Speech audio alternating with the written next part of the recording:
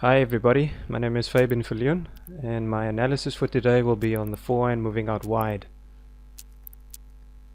I've got a couple of professional tennis players for you in this analysis. In front of you you can see Roger Federer. I've also got him side by side for the phases with Victoria Azarenka. And then for a few videos from the front view I've got Novak Djokovic and Rafael Nadal. So I'm going to be going through a few things. I'm going to show you what the common threads are of the two players that are side by side, and I'm also going to be explaining the biomechanics of each phase. So let's start off with the split pivot step. So on the left you have Roger, on the right you've got Azarenka. So let's start. That's a split step and that's split pivot step. Let's do it one more time. Okay, so that gets initiated by the shoulder turn. You can see that both players are doing it. Another common thread here is that both players have their hands on the racket. You can see it here. Also, the opening up of the hips allows the right leg to position the foot like this. Okay, so that's the pivot step.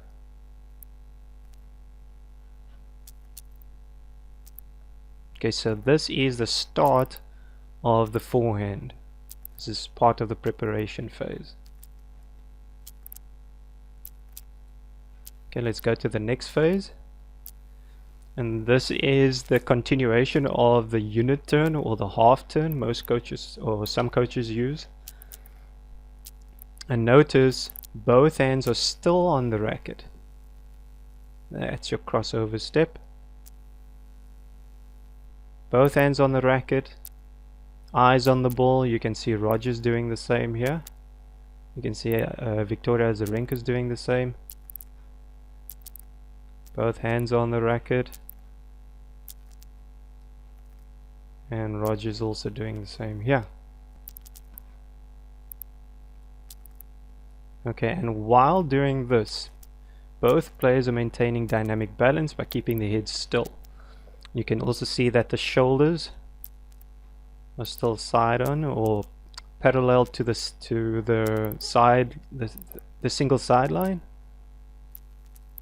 and the hips. Okay.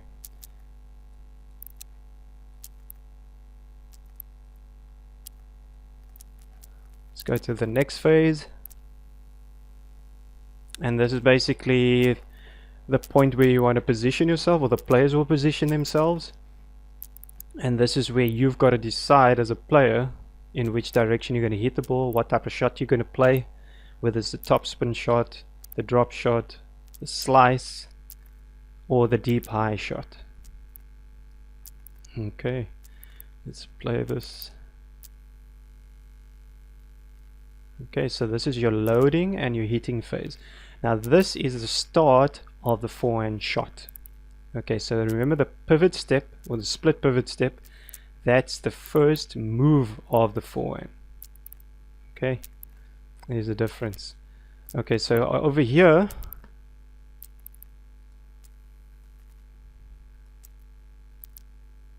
you can see common thread. Both players have their weight on the back foot.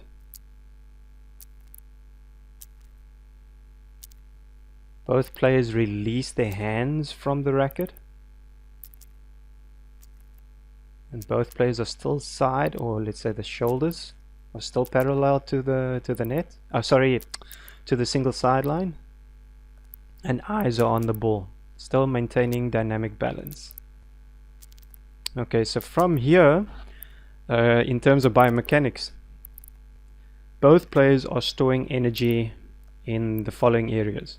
Okay, so they absorb the energy from the ground firstly, and that gets stored in the large muscle groups in the upper leg, which is the thighs or the quads. in the bottom part of the leg, which is your calf muscles or the gastrocnemius. The upper part of the body, it's stored in your bicep muscles, in the deltoids, in the pectoralis major or the pecs, and in the back muscles in the lats. And that energy, the stored energy, will then, when the players are ready to hit the ball, that stored energy merges together, the upper and the lower extremities, and they join up at the impact point, or let's say at the contact phase, which I'll be showing you in a few seconds. Okay, right here. So let's see that. So now that stored energy merges in and it gets delivered into impact. Okay, let's do that one more time. Just play it at half speed. And there you go. Common threads.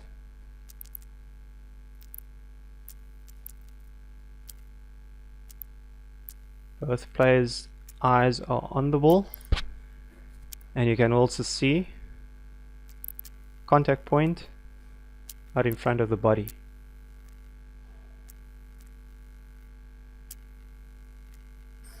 Okay, so let's go to the next phase, which is contact to extension.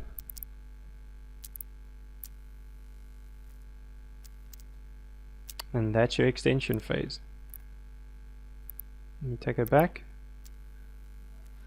And before I explain that, I want you to look at the left video, watching Roger only.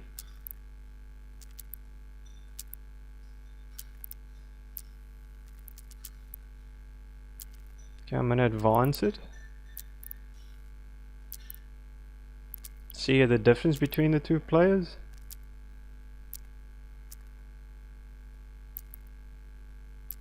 You can see that Roger's eyes is still on the same spot where he made contact with the ball, or at the contact point. Keep maintaining dynamic balance by keeping his head still. Very, very good. Azarenka didn't do that over here. You can see she's looking ahead. So this is not a good example to use for teaching juniors. But the common thread here is that both players have an extension. You can see it clearly here. It looks different because Azarenka uses a different hitting arm position and Federer uses a different one as well. Okay, and that's a topic for another day. Okay, so those are the common threads. Okay, so that's your extension. So the other thing that's important to know about this phase is that there's three things that happen. Okay, the forearm, second the hand, and the racket moves in unison across the body, and this is what we call the windscreen wiper. I want you to keep your eye on Roger. Well, let me just play it from the front view.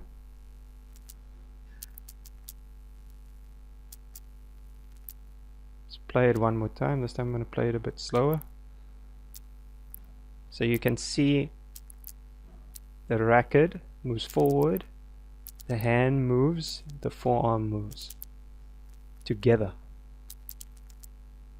Let's do it one more time. So it goes up, up, up, up, up, up, up, and it moves across. You can see that windscreen wiper effect. And the string stays down to the ground. Okay, and maintaining dynamic balance throughout the shot. You can see Roger's head is still kept still. The reason for the windscreen wiper, why you should do that, is that it enhances the racket head speed. And secondly, the ball stays longer on the strings. So you get more rip on the ball, and you will also get more revolutions per minute. So that's called the windscreen wiper. There's another player here, let me just show you. It's Djokovic. You can see he's doing the same thing. So as the forearm, hand and racket moves together, strings pointing to the ground, and you can see that windscreen wiper effect. Do it one more time. So that enhances the racket head speed.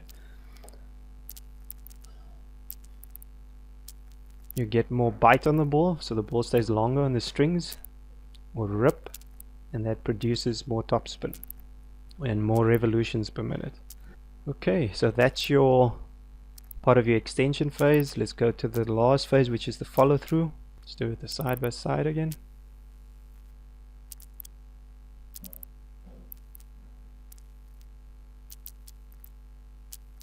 So you can see Azarenka follows through.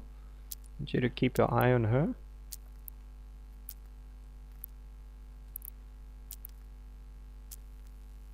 So you can see the racket has ended behind her. Okay, so this type of forehand is what we call a reverse forehand, where the player plays a shot out in front, follows through, and creates more spin. It basically gives you more control.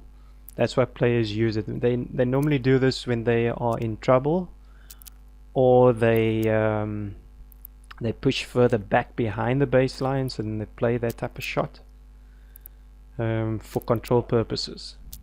Also get more height above the net. Rafael is also another example that does that. I'll actually show it to you from the front view using Rafa.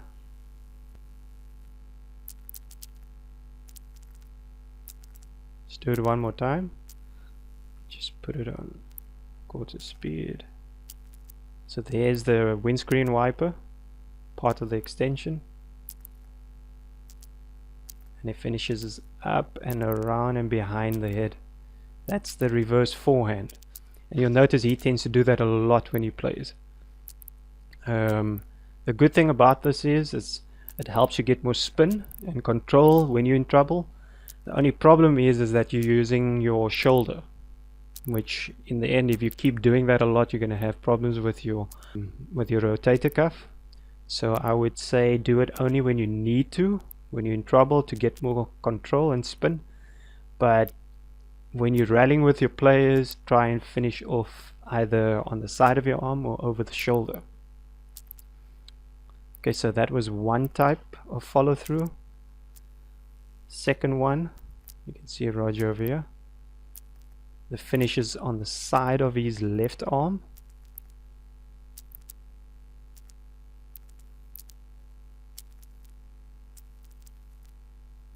And then you've got Djokovic finishing his, or doing his follow through above the shoulder. So there are three types. The first one is the reverse forehand, where you finish up and behind your head or behind your back. Second one is the follow through on the side of your non-hitting arm. And the third one is following through over your shoulder. Okay, so let's just go through the steps again.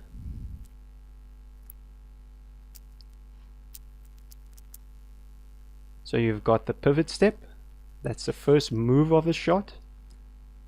That's a common thread. The continuation of the unit turn, which I call the crossover step. Both players keeping both hands on the racket. Eyes on the ball. Keeping your head still during the movement for dynamic balance. Shoulders are parallel to the single sideline.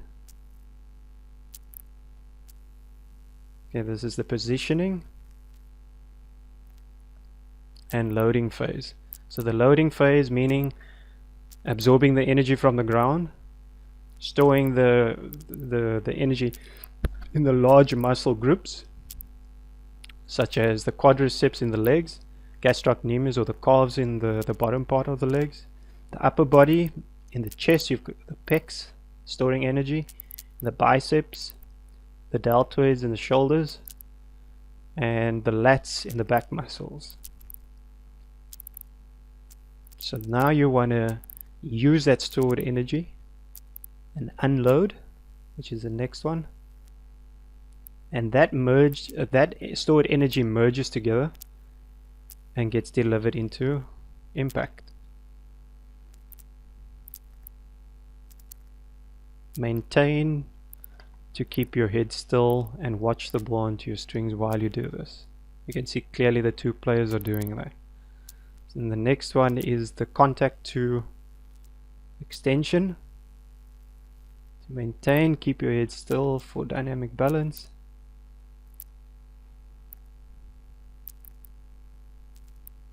And remember the forearm, the wrist, or sorry, the forearm and the hand, as well as the racket moves together during this phase to create that windscreen wiper effect. You can see it from the front view better. See Roger doing it here. You can see Novak Djokovic also doing it. So that's a windscreen wiper. Why do you do that? Enhance the racket head speed. Secondly, to get more rip on the ball or bite, so the ball stays long on the strings, and that creates more spin on the ball or more revolutions. Okay, and then lastly, I've got the finish or the follow through.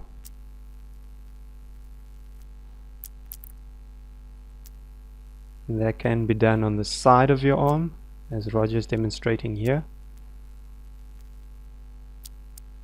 That can be done also over the shoulder.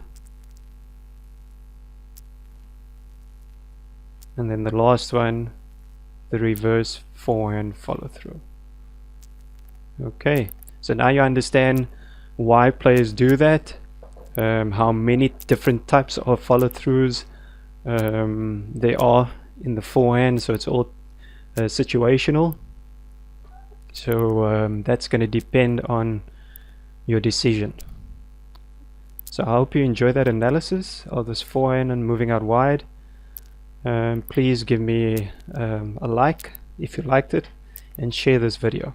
Take care and goodbye.